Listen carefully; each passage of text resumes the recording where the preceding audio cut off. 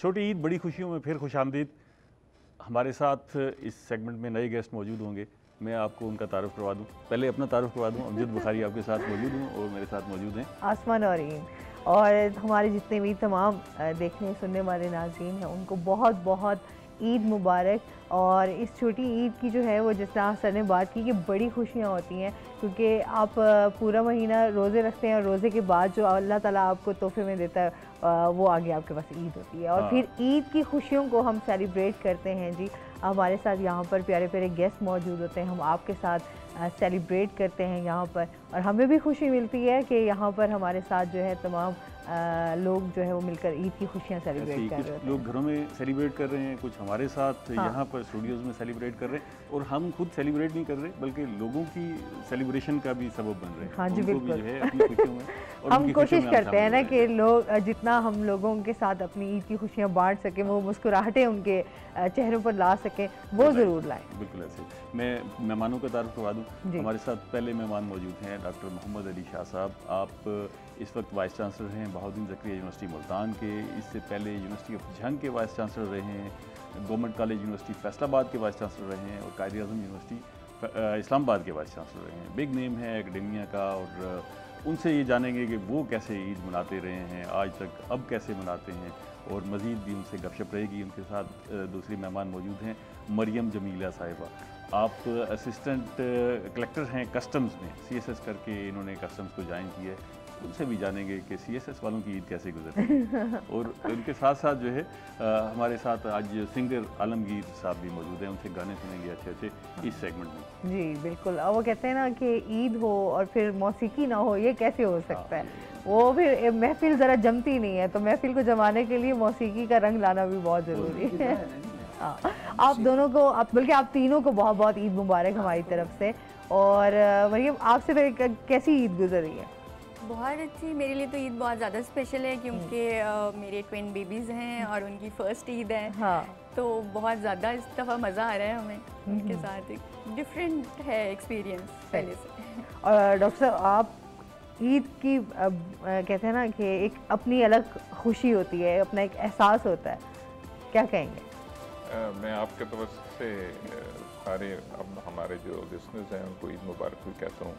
रोही का भी शुक्रिया, और आप सबको भी ईद मुबारक है। मुझे डबल खुशी है कि मैं ये 9 साल बाद ईद घर मना रहा हूँ। अच्छा। मेरा ताल्लुक बहाउद्दीन ज़करिया यूनिवर्सिटी से ही है, और 8 साल में 2 बड़ी यूनिवर्सिटीज़ में वाइस चांसलर रहा, छोटी यूनिवर्सिटी में भी रहा, और अब वापस आ गया हूँ। तो अपने लोगों में और अपनी जगह पे, अपनी ज़मीन पे, तो वतन की अपनी एक खूबसूरती होती है और उसकी सेटिस्फेक्शन होती है।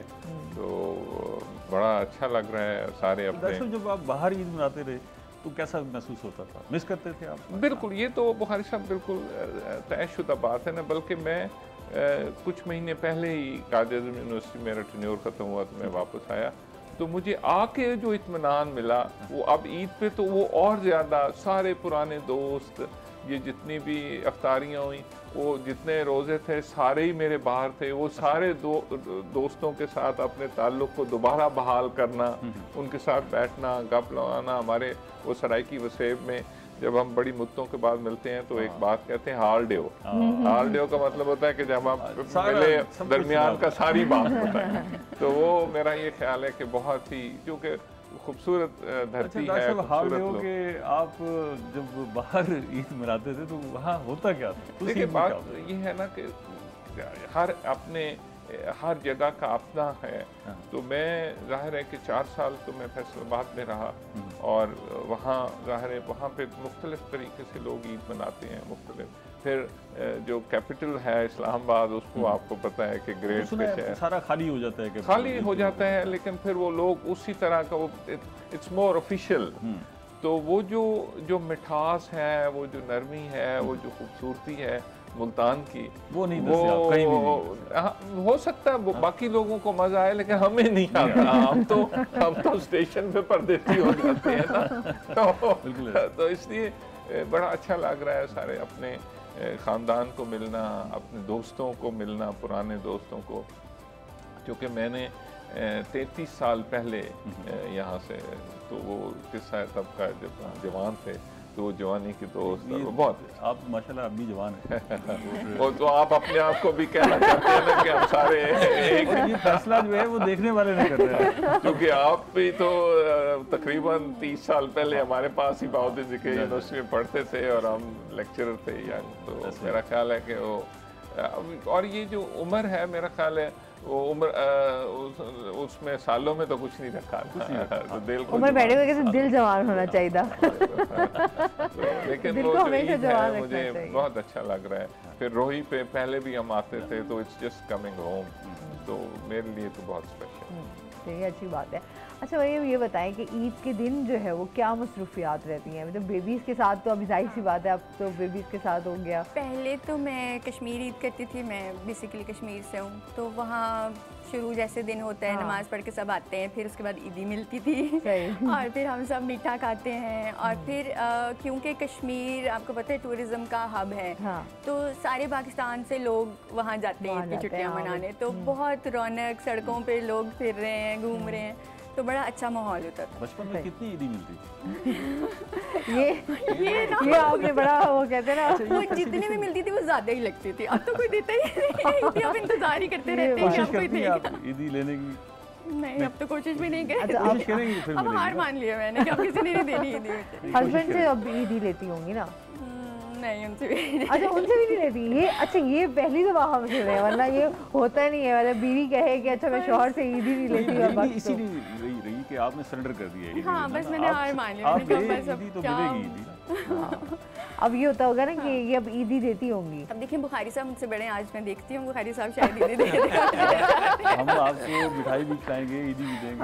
बस ये मिठाई से याद आया डॉक्टर साहब, इस ईद को हम कहते हैं कि ये मीठी ईद है, ये मीठा खाने की वजह से इसे मीठी ईद कहते हैं, या ये मीठी ईद होती है इस वजह से मीठा खाते हैं? नहीं, देखें, ये जैसे आपका टॉपिक भी है कि छोटी ईद है, बड़ी खुशियाँ हैं, तो बड़ी ईद का जो कॉन्सेप्ट है वो ज़ाहिर है कुर्बानी का है, फिर गोश्त का है, तो ये वाली ईद के इसकी हर चीज़ ही मीठी है। जब चांद रात शुरू होती है तो वहाँ से असल में सेलिब्रेशन शुरू हो जाती हैं, और फिर ये जो बड़ी खुशियों में ज़्यादा फैशन और ज़्यादा कपड़े अच्छे अच्छे और लोगों को मिलना, फिर ज़ाहिर रमज़ान का भी रोज़े हैं, फिर आप का जो फितराना आप देते हैं गरीबों में, वो पैसे भी तकसीम करते हैं, और तो इसलिए इसको उस हिसाब से, क्योंकि आप दिन के जो इब्तिदा है वो भी सवैयों से करते हैं, तो इसके अंदर सारे इस ईद के रंग सारे मीठे हैं। शाम तक इतना मीठा हो जाता है कि ऐसे मिजाज भी चिपचिपा सा होने लगता है। नहीं, ये नहीं होता। ऐसा कुछ नहीं है। मीठे से तो दिल नहीं भरता। सुनने में मीठा, बात करने आप में जितने आम खा लें। अच्छा मीठे से कैसे मीठे वाली बातें हो रही हैं, तो क्यों ना फिर एक अच्छा सा सॉन्ग भी सुन लिया जाए, साथ थोड़ी और मिठास में इजाफा किया जाए। आलमगीर साहब से भी पूछे ना कि आखिर ये ईद कैसे मनाते हैं? हाँ, हमारे घर में जी बहुत कम मीठा होता है, लेकिन आप हम गा ज्यादा के ईद मनाते होंगे? नहीं, गा के भी मनाते हैं। हाँ। और बच्चे फरमाइश करते हैं गाने की? मेरे घर में तो कोई नहीं मुझे सुनता, नहीं। ये तो क्योंकि बच्चे 40-42 साल हो गए मुझे, अब घर में कौन सुनेगा। ये भी सही है वैसे। अक्सर शायर भी कहते हैं, जब मैं उनसे पूछूं ना कि आप शायरी घर में भी करते हैं, तो वो ये कहते हैं घर में तो नहीं करते। ये असल में कोई और चीज़ को रेफर कर रहे हैं, और वो उस कैफियत को कर रहे हैं जो बेगम की कैफियत। वो इंसान जितना भी बड़ा हो जाए तो वो कैफियत तो सही वही बात। है, हाँ, तो उसकी इसलिए हैसियत वही हाँ, है। तो ये वो असल में वो सारा का दुख शायद ये बता रहे हैं, तो जी, ये कोई हाँ। बात ऐसी नहीं। बहुत शुक्रिया। और इसके साथ ही अभी नाजरीन, अभी हमने जाना है ब्रेक पे, हमारे साथ रहिएगा। वेलकम बैक नाजरीन। छोटी ईद की बड़ी खुशियों के साथ एक दफ़ा फिर हाजिर हैं, और हमारे साथ जो गेस्ट हैं उनकी मीठी मीठी बातें भी सुन रहे हैं, ईद की खुशियाँ भी बांट रहे हैं आपके साथ। अभी जिन्होंने हमें ज्वाइन किया उनको सबको एक दफ़ा फिर से हमारी तरफ से बहुत बहुत ईद मुबारक। और इसके साथ ही हम जानते हैं, सर वैसे आपकी ईद जो है बचपन में कैसी थी? ईदियाँ इकट्ठे करते थे या? मेरा रूरल बैकग्राउंड से ताल्लुक़ है, मैं देहाती आदमी हूँ, तो ज़ाहिर है वहाँ पे हम जॉइंट फैमिलीज़ में रहते थे, तो ईदियाँ इकट्ठी बिल्कुल करते थे। फिर हमारा देहात में जो हमारा होता है कि पढ़ने के लिए हम शहरों में चले जाते हैं, तो फिर वो ईद पे गांव में आना, फिर वो वहाँ पे गांव की अपनी एक ज़िंदगी है, फिर ईद उसमें, फिर बुज़ुर्गों के साथ मिलना, ईद इकट्ठी, तो एक इसका बड़ा लाजमी अंसर है ना खाना पीना। और सिक्कों में ईदी मिलती थी? सिक्कों से नहीं बुखारी साहब, अब आप बार हमें यही कहना चाहते हैं, हमारे ज़माने में नोट शुरू हो गए थे, शायद आपके ज़माने में सिक्के थे, लेकिन नोटों में ही मिलती थी। हाँ जी, लेकिन होता ये लाल 100 रुपए का नोट या 500, ये बाद में 5000 वाला तो नोट ही बाद में आया है, तो अभी तो इसी ईदी भी मिलती थी। फिर अपने कज़न्स के साथ मिलना, क्योंकि वो पढ़ाई के सिलसिले में कोई मरी चले गए, कोई लाहौर चले गए, तो हर कोई वहाँ इकट्ठा हो जाता था। तो गेट टुगेदर इटसेल्फ ये बड़ा ईद की खूबसूरती में सबसे ज़्यादा फैमिली रीयूनियन एक बहुत बड़ा जो है एक इंसेंटिव होता है। फिर मिलना, गप्पे लगाना, जागना, खेलना, तो ये वो सारे इसके जो हैं वो कंपोनेंट हैं ईद के, तो वो बिल्कुल इकट्ठे करते थे। तो फिर वो जो पैसे होते थे वो फिर आप खर्च करना एक दूसरे के साथ अपने, वो उससे फिर जाहिर है कि जैसे होता है ना छोटे बच्चे होते हैं ज़्यादा जाके अम्मा को ईद दे देना। बुखारी साहब ने जो बात छेड़ी चोरी सिनेमा देखना या ये उस जमाने में सिनेमा देखना भी बड़ा होता था। आजकल तो वो जो ईदी को गिनने का मजा था ना, वो आप बार नोट गिनते थे कि वो आप नए नोट। सर इस बार तो वैसे नए नोटों पे बिल्कुल ही पाबंदी लग गई और नोट मिले भी नहीं। मुझे याद है कि हम कुछ टारगेट्स बनाते थे कि हमारा, मेरा ख्याल मेरा बचपन में सबसे ज्यादा जो ख्वाब था कि जी रेले का साइकिल खरीदेंगे, ठीक है। वो बड़ा उस वक्त बड़ी चीज होती थी, वो पैसे हम इकट्ठे करके, तो वो महंगा भी होता था और बड़ा उसमें ऐसे बंदा फिर रहा होता है जैसे मर्सिडीज बेंज में फिर रहा है। तो वो आजकल भी लोग खैर अब साइकिल वगैरह खरीदते हैं। तो मुझे याद है कि एक दफ़ा वो पैसे इकट्ठे करके, तो I had a target to collect that money. तो फिर वो आपको अगर काम भी मिल रहा है तो फिर कुछ ऐसे भी आपके वालिद या वालदा या चचा या ऐसे जेनरस भी होते हैं जो बीच का आपका गैप है वो भर देते हैं कि इतनी कमी होगी। अच्छा होता ये था कि मेरे पास 100 रुपए है, 900 काम है और टारगेट ये होता था कि ये फलाने वाला ज्यादा अच्छा है, उसके सामने बार गुजरना, वो प्यारा भी ज्यादा वही लगता था जो ज्यादा। अच्छा मरियम क्या कहती थी? मरियम की मैं तो बहुत बेसब्री थी, फौरन जैसे ही मिले हैं तो फौरन उसी टाइम मैंने जाना है और वो लगाने हैं। वरना भी मेरी अम्मा की लड़ाई होती थी कि ये अब मुझे दे दें आप, क्योंकि फिर जिन्होंने आपको दिए हमने उनके बच्चों को देने। तो अब मैं क्योंकि अदर एंड पे आ गई हूँ, now I am a mother, तो मैं यही सोच रही थी कि अब तो मेरी लड़ाई वो वाली दोबारा शुरू होने वाली है कि अब मेरे बच्चे मुझे कहेंगे कि हमने नहीं दी नहीं, और मैं कहूँगी कि नहीं दो। आपको याद है आपने उन दिनों में कोई पर्स अमूमन हम देखते हैं बच्चियों का तो वैसे ही साथ होता है कि सुबह सुबह तैयारी करना। अच्छा ईद के दिन क्योंकि एक्साइटमेंट ज़्यादा होती है, स्पेशली अब जैसे हम लोग हैं, हम लोगों में तो एक्साइटमेंट होती है, बट उस तरीके से हम कोशिश कर रहे थे यार रेस्ट कर लें, ज़रा सो जाएं। जो पूरा महीना हमारी रमज़ान ट्रांसमिशन भी रही तो हम लोग कोशिश कर रहे थे यार, लेकिन फिर भी जाहिर सी बात है ईद की हमारे होता है कि हमें यहाँ पर अपने नाज़रीन के साथ भी ईद सेलिब्रेट करनी है। तो आपकी क्या एक्साइटमेंट होती है सुबह सुबह उठ के रेडी होना? जैसे घर में आपको तैयार होंगे, बच्चों को तैयार करेंगे। और मेरी सास बहुत स्पेशल मीठा बनाती हैं, वो 4 घंटे लगते हैं उसको बनाने में, खीर बनाती हैं। और मैं और मेरा देवर हम बैठ जाते हैं और चखने के बहाने हर आधे घंटे बाद उसे से एक बाउल हम खा रहे होते हैं। सही है। तो वो क्या ऐसा खास बनाती हैं? खीर होती है बिल्कुल ओरिजिनल। दूध को ना उन्होंने इतनी देर पकाना है कि टर्न्स इनटू, एक होता है ना रेडी टू कुक, आपने कोई चीज आपने ली और उसके बाद आपने उसको पूरे 4 घंटे लगते हैं, बड़ा लंबा। आप उसको जितना ज्यादा देर पकाएंगे उतनी लज्जत बहुत टेस्टी। अब तो वैसे खालिस दूध मिलते भी नहीं। आप खुद भी कुकिंग करती? कभी नहीं। मैं सिर्फ खाती हूँ और दूसरों की कुकिंग को ना तारीफ करती हूँ। ईद को इंतजार करती हैं कि ईद आएगी, इस ईद पे फलां डिश जो है वो मैं तैयार करवाऊंगी और वो खाऊंगी और बच्चों के साथ भी उसे एंजॉय। हाँ, हमारे यहाँ कश्मीर में एक बहुत स्पेशल डिश बनती है मेथी गोश्त। अच्छा। अगर आप में से किसी ने कभी विजिट किया है, और साथ गुश्ताबे बनते हैं, तो उसका मुझे बहुत इंतजार होता है। वो कोफ्तों की तरह के होते हैं, they are like meat balls, लेकिन वो यखनी में बनते हैं। वाइट यखनी होती है उसकी, वो स्पेशल हो। हाँ, उसमें मिर्च बिल्कुल नहीं डलती और वो बहुत टेस्टी होती है। अच्छा, आपकी पोस्टिंग, आप कश्मीर से हैं, पोस्टिंग फिर आपकी इधर होगी पंजाब में, ज़्यादा आपने सर्व किया, मुल्तान से पहले सियालकोट भी आपने, तो यहाँ भी आपने ईद देखी होगी। क्या फ़र्क क्या महसूस किया कश्मीर की ईद में और पंजाब की ईद में? डिफरेंस तो उस लिहाज से भी है कि पहले आप अपने पेरेंट्स के घर थी, मैं तब जॉब भी नहीं थी, और फिर मेरी शादी होगी, साथ जॉब होगी, तो रिस्पॉन्सिबल ज़्यादा फील करता है इंसान मेरे ख्याल में जब आप सर्विस में होते हैं। तो वो वाला लापरवाही नहीं रहती है मेरे ख्याल से। That's more serious now. Doctor साहब, ये आपने इतना अरसा वाइस चांसलरशिप गुजारी है, ऐसे लगता है कि आप बाई बर्थ वाइस चांसलर हैं। इतना मेरा ख्याल है मैंने किसी बंदे को नहीं देखा वाइस चांसलर जो है इतने टेन्योर और इतनी यूनिवर्सिटीज़ का रहा। तो अब ईद तो बड़ी फॉर्मल हो जाती होगी, ईद वाले दिन बेशतर जो है कलीग्स मिलने आते होंगे, सबॉर्डिनेट्स आते होंगे, बहुत ज़्यादा फॉर्मल हो जाती होगी। नहीं, दोनों कंपोनेंट हैं, क्योंकि ज़ाहिर है जब आप किसी रिस्पॉन्सिबल पोजीशन पे हैं तो ज़ाहिर है जो ऑफिशियल होता है, लेकिन उसमें भी ज़ाहिर है थोड़ा सा लाइट आंसर तो होता है, तो वो रहता है। लेकिन मेरा ये ख्याल है कि इसका जो ज़्यादा खूबसूरत कंपोनेंट है वो अपनी फैमिली है, अपने लोग हैं।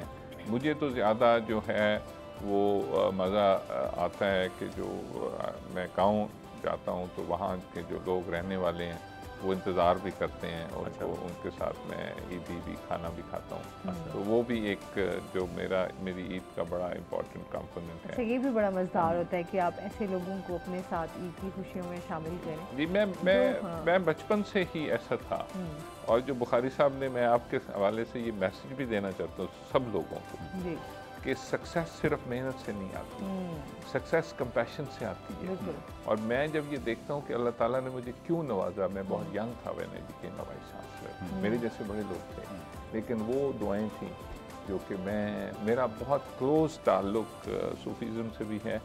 और मुझे अच्छा लगता है कि जो हमारे मैं उनको छोटे लोग तो नहीं कहूँगा, लेकिन जो ज़्यादा अमीर नहीं हैं, जो उनके साथ बैठना, उनसे गप लगाना, उनके साथ ईद, उनको कोई तोहफे कपड़े देना, तो मुझे मेरे लिए ईद का ये सबसे बड़ा कॉम्प्लीमेंट है कि मैं उनके लिए कपड़े लेके जाता हूँ, उनको पैसे देता हूँ, उनके बच्चों को देता हूँ। वो बड़ी वो जो आपको खुशी मिलती है, जो आपको राहत मिलती है, उसका मज़ा ही अलग है। वो इंतज़ार करते हैं। और फिर वो उन लोगों के चेहरों पे जो मुस्कुराहट आ रही होती है और जो उनकी देने में खुशी है, वो खुशी शायद किसी और जगह पर मुयस्सर नहीं है। बल्कि एक बुजुर्ग से पूछा गया कि जो पैगंबर हैं उनकी कैफियत कैसी होती होगी, हर आदमी किसी न किसी कैफियत से गुजर रहा होता है, तो पैगंबर की कैफियत कैसी होगी। उन्होंने कहा कभी आपने किसी की मदद करके देखा है? आप जब मदद करते हैं तो जो खुशी आप उस वक्त आपको मिलती है, पैगंबर हर वक्त उसी कैफियत में रहता है। तो देने की, बांटने की खुशी है, उससे बड़ी खुशी कोई नहीं है। और बुखारी साहब, मैं सक्सेस भी ना, दुनिया भी मकाफात अमल है ना, सक्सेस के लिए मेहनत तो है ही है, मेहनत के बगैर तो मेहनत का तो मेहनत का सिला जाए। लेकिन बात यह है कि इसके साथ एक जो कॉम्बिनेशन है कंपैशन का ना, वो अगर किसी इंसान में हो तो वही आपको कामयाब और फतेहयाब नजर आएगा। कि जो दोस्तों की मदद करता है, जो उनसे मोहब्बत करता है, उनका खैर खाई करता है, तो अल्लाह भी तो है ना, फिर वो अल्लाह को तो ईद का ये जो कंपोनेंट है वो सबको करना। मैं ये कह रहा हूँ कि देखें, आप ईदी, अभी मरियम तो ये हमारी बेटियों की तरह है, लेकिन ये ज़रा जल्दी बूढ़ी होगी। मेरी बेगम साहबा तो अभी भी जो है वो मेरे से ईदी लेती है, ठीक है। अच्छा, तो हम तो अभी भी जवान हैं दिल तौर पे। लेकिन आज आप सबक सीख के जाएंगे। लड़ाई करूंगी। नहीं, मैं आपको बता रहा हूँ भाई, मेरी बेटी बड़ी आप जितनी होगी, लेकिन मैं तो अभी भी बेगम साहबा मेरा इंतजार करेंगे, जितने उनको पैसे लेके हमारे से मजा आता है, वो तो उसका अपना एक हुस्न है। अच्छा, वो एक लड़ाई और एक वो जो आप कहते हैं ना, एक मान, और वो चीज़ें वो ज़रा डिफरेंट होती हैं कि आपने अच्छा हर हाल में ईदी तो इनसे। अच्छा, जिस तरह आप इंडिपेंडेंट हैं, जाहिर सी बात है आप खुद भी जॉब कर रही हैं, अच्छा वो फीलिंग और होती है। लेकिन जाहिर सी बात है वो जो आप कमा रही है उसका हो रहा है, लेकिन आपने हस्बैंड से जो लेना है उसका अपना मजा है। तो वो आप अपनी फैमिली को ईदी दे रहे हैं। तो अब मैं आप सब अपने ऑडियंस से कहूँगा कि आप अपने मुलाजमों को भी ईदी दें, उनके बच्चों को दें, आपके साथ जो काम करते हैं उनको दें, जो आपके रिश्तेदार गरीब हैं उनको दें। इसका आप देखिए कितना मज़ा आपको आएगा। तो ईद का जो आप ईदी दे रहे हैं ना, उसका एक कंपोनेंट ये भी रखें, जिसमें कि आप जब ईद की शाम को आप जो हैं वो शाम आए तो आप बड़े खुश हों कि मैंने बहुत सारे लोगों के साथ मिलकर। अच्छा डॉक्टर साहब, आपने जब यहाँ ज़करिया यूनिवर्सिटी मुल्तान में पहले पिछले टेन्योर में थे, तो आपने कोशिश की कि यहाँ पर म्यूज़िक का एक डिपार्टमेंट शुरू करवाया, और उसमें यहाँ के जो लेजेंड हैं उनको भी आपने प्रोफेसर के तौर पर शरीक करवाया। इसका मतलब है आपको मौसीकी से शगफ है। खुद भी कभी गाने का या गाने सुनने में जैसे मैंने कहा कि सूफीज़म है, मैं सूफी म्यूज़िक, और चूँकि जैसे वो हमारा देहाती फैमिली से ताल्लुक़ है, तो ये जो बड़े बड़े मौसीकार थे उनको हम बुलाते भी थे गांव में। अच्छा। तो वो गुलाम अली साहब थे, पठान खान थे, हामिद अली खान, तो अभी भी हम हर साल उनको बुलाते ही हैं। तो हम वो, तो इसलिए मेरा म्यूज़िक, राग, फिर अगर वो ख्वाजा गुलाम फरीद को जो पढ़ते हैं और सुनते हैं, तो आप यहाँ देखें कि जितने भी हमारे सूफ़ी हैं, तो ख्वाजा साहब की 5000 काफ़ियाँ हैं और उन्होंने हर काफ़ी राग को जहन में रख के लिखी है। अच्छा, तो इसलिए ये भी हर इंसान की खूबसूरती का एक एलिमेंट है ना, कि कौन अप्रिशिएट करेगा खूबसूरती को, कौन अप्रिशिएट करेगा। अच्छा, इनकी मजीद भी जो है नाजरीन, ईद की खुशियाँ आप लोगों के साथ बांटेंगे, इनकी मीठी मीठी बातें भी सुनेंगे, लेकिन अभी हमने जाना ब्रेक पे, हमारे साथ रहिएगा। छोटी ईद बड़ी खुशियों में फिर खुशामदीद। हमारे साथ मेहमान मौजूद हैं जिनसे मज़े मज़े की बातें हो रही हैं। और आप भी गाने से शगफ रखती हैं? मेरे हस्बैंड बहुत अच्छा गाते हैं। अच्छा। अभी मैं बल्कि इनसे यही जिक्र आपका दिल करता होगा हस्बैंड को हाँ। सामने उनको बिठा के वो बच्चों की अगर कोई रील वगैरह बनानी होगी तो चलें स्टार्ट और मेरा वीडियो बन जाती है। घर का सिंगल दस्तयाब। हाँ, घर का आप ऐसे सुनिए, घर में बैठे हैं, कुछ नहीं, मैं नहीं गाती, ये सिर्फ फरमाइश करती है।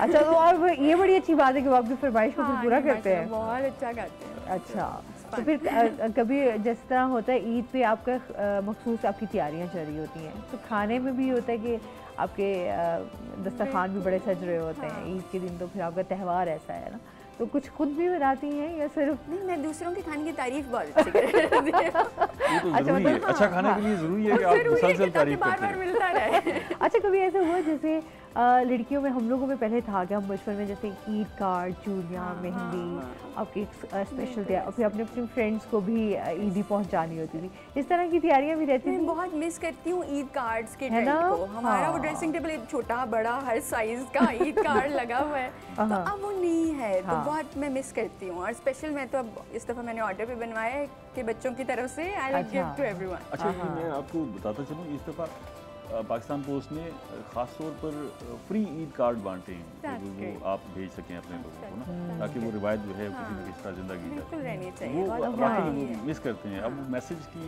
जो है वो बात नहीं है। आप तो जस्ट एक स्टेटस लगाते हैं और आपने हर किसी को भी नहीं बोलना होता। बहुत मखसूस लोग होते हैं जो आपके चंद, आप उनको ईद मुबारक बोलते हैं, अदरवाइज आप स्टेटस लगाते हैं और कहते हैं ईद मुबारक टू ऑल और कहते हैं जी हमारी जिम्मेदारी पूरी होगी। सर ऐसे ही आपके तो माशाल्लाह जाहिर सी बात है, फिर जिस तरह रिलेशन हैं, आपका काम भी, रिस्पॉन्सिबिलिटी भी, तो हर किसी को तो आप नहीं बोल सकते, तो फिर क्या करते हैं आप? भी सीधा स्टेटस लगाते हैं या नहीं? स्टेटस वाइस चांसलर्स को तो बिल्कुल अपडेटेड होना चाहिए, लेकिन मैं ईद कार्ड छपवाता हूँ। अच्छा। वहाँ भी छपवाता, इधर भी छपवाए हैं, तो मैं भेजता हूँ जो भी हमारे कोलीग्स हैं उनको भी।